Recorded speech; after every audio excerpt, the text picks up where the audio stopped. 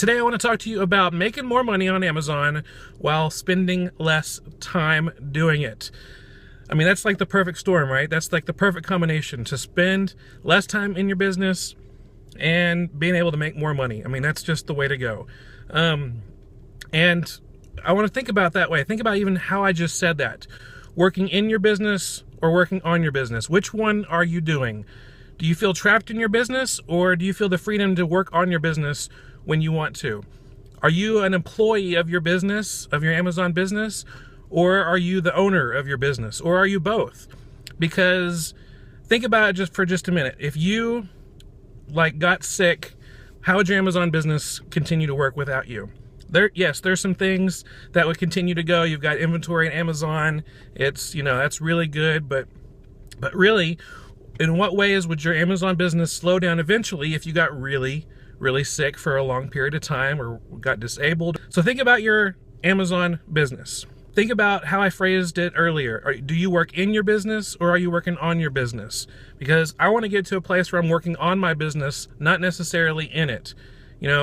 I would love to be able to work less but still make more money. So if I'm actually working less, it means I'm doing less work. But if I'm not doing that work, somebody else needs to be doing it. So the best way to make more money in your Amazon FBA business by working less is to hire help. And there's a lot of different ways that you can do that. Chris Ducker from youpreneur.com coined the phrase superhero syndrome, where people feel like as an entrepreneur, as a business owner, we have to do everything. And the only way it's going to succeed is if we do everything. And when we start off, a lot of times that's what's going on. We're doing everything.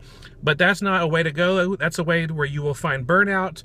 You will, lose your passion for your business if you try to do everything. And you'll hit a plateau where your profits will stop growing. You want to be able to work past that. So you don't want to be a superhero trying to do everything, because we're not. We're human. We make mistakes. We need to involve other people in our business. And Jim Cochran, the curator of the Proven Amazon course, one of his quotes is, "Only do what only you can do." So I want to think about something real quick. I want you to think about 3 different things. Think about these types of things in your Amazon FBA business. In fact, this might be a good exercise for you to do later. If you want to listen to this video again later, you can do that and maybe even write this down. But think about these 3 different things. Number 1, think about all the things in your Amazon FBA business that you hate to do, that you don't want to do, you wish somebody else would do it, the things that you hate to do.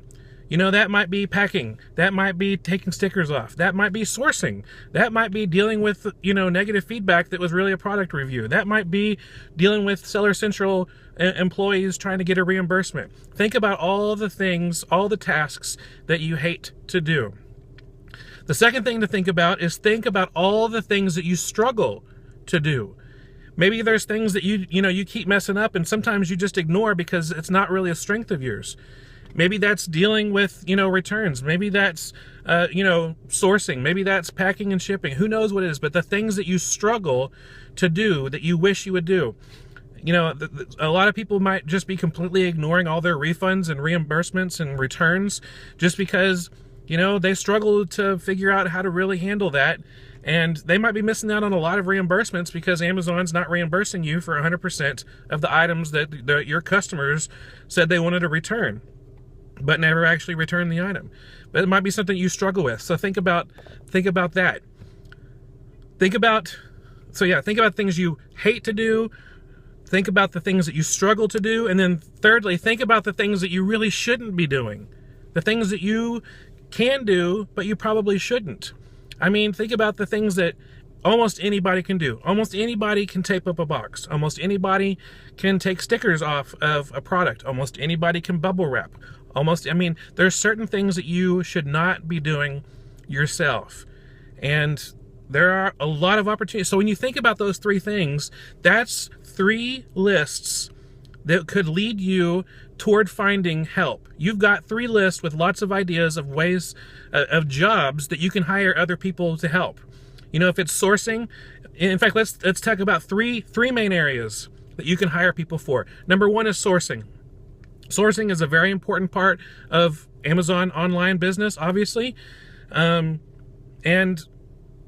you know what? There's ways that you can train people to source. I currently have someone working in our Amazon business, and I'm training her on how to source books, and things are going really great. And pretty soon I'll be, doing less retail arbitrage because, we're training her to source, and we might train someone else to do more retail arbitrage, or train our book sourcer to do retail arbitrage in the future. I'm not exactly sure where we're headed, but the possibilities are endless to open up and train people to source for you. There's a really good resource out there that both Rebecca and I have read called Outsourcing Sourcing. You can find it at fulltimefba.com/outsourcing. And it's a book that teaches you how to find, hire, train people to go out and do the sourcing for you. So if you hate sourcing and you don't like that part of your job, then it's a possibility to outsource. Even if you love sourcing for inventory, how about thinking about having someone else on your business, how much that would increase your inventory levels, how much it would increase your disbursements, having more items at Amazon. So you can train someone else.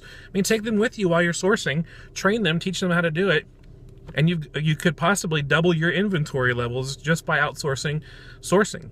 So that's one possibility. The second thing that you can outsource that comes to the top of my head is packing, prepping, shipping, taking stickers off, all that kind of stuff. Preparing inventory that's already been sourced to get ready to go to Amazon, listing it on Amazon, putting it in boxes, all of that type of stuff. You can hire people, you can hire friends, you can hire family, you can hire kids. In fact, Amy Fearman on her video earlier was talking about, she had her kid with her and had her kid help and paid him with a box of Legos. And I think that's awesome. I've done that before. I've paid my own kids with toys. And it's worked out really great. I remember, paying my niece when she was in town visiting. She wanted to do some work, so I paid her with a Monster High doll to help us put suffocation warning labels on stuff and to do some other things, some sorting. It was awesome. So you can outsource your sourcing. You can outsourcing your packing, prepping, shipping area. And the third way a third area that you can outsource is your Amazon FBA backend work. Now, what am I talking about that?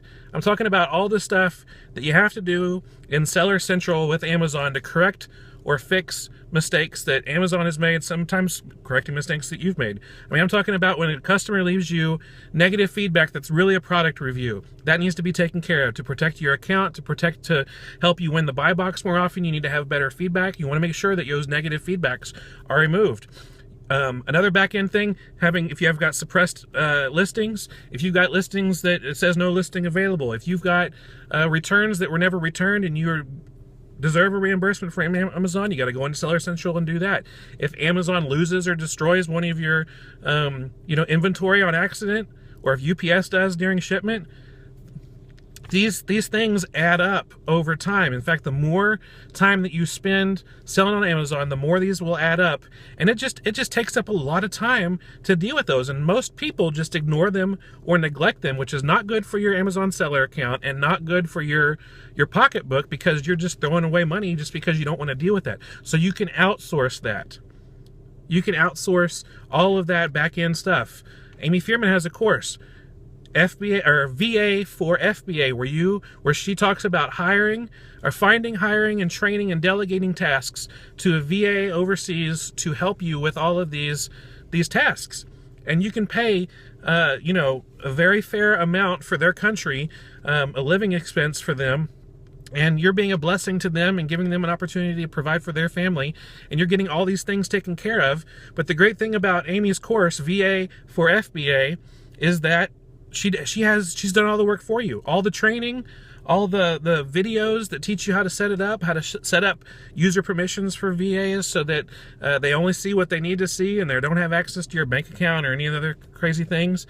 And she has all the training that teaches the VA that you could hire how to do everything. And it's awesome. You can find that at fulltimefba.com/VA course. And so you can outsource that. And she takes out, Amy takes out all of the guesswork and the annoying thing about actually hiring somebody. Because I know, I mean, Rebecca and I right now, we're going through the process of looking for a VA and hiring one. And for the longest time, I was like, I just don't want to deal with this. I just want someone else to do it for me. Well, it finally happened. The course VA for FBA course came out. It took everything, made it really simple, and we're moving forward with this. It's really good. So you can find out more about that, fulltimefba.com/VA for FBA. So think about it. FBA stands for Fulfillment by Amazon, but some people like to think that FBA stands for Freedom by Amazon, because when you have a job with working on Amazon, it can give you the freedom that you're finally looking for. But you're not going to find freedom in a job that you are doing everything, where you're the number 1 through number 20 employee. You can't do it. You're not going to find freedom that way. You need to learn to let go and let others take care of everything, because being able to experience the lifestyle of freedom that FBA provides is awesome. But you don't want to be an employee in your business. You want to own your business, working on your business, not in your business. So think about that, because that will help you make more money while spending less time doing it. That's all for today. Thank you so much for watching. I really appreciate it. If you like this video, gain some value from it, I'd really appreciate a thumbs up below. And if you have a comment or a question, you can do that below too. I'd love to hear your thoughts on what we talked about today. And if you're looking for any of the links that we talked about during the video, you can find that in the description below. It will take you right to where you want to go.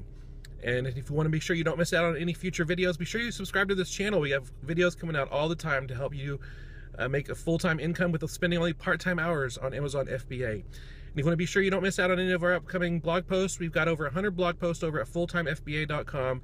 Be sure you subscribe. You'll get to download a couple of free PDFs that help your Amazon business become easier. I always look forward to serving you, and I can't wait to see you in the next video. I hope you have a great day. Bye.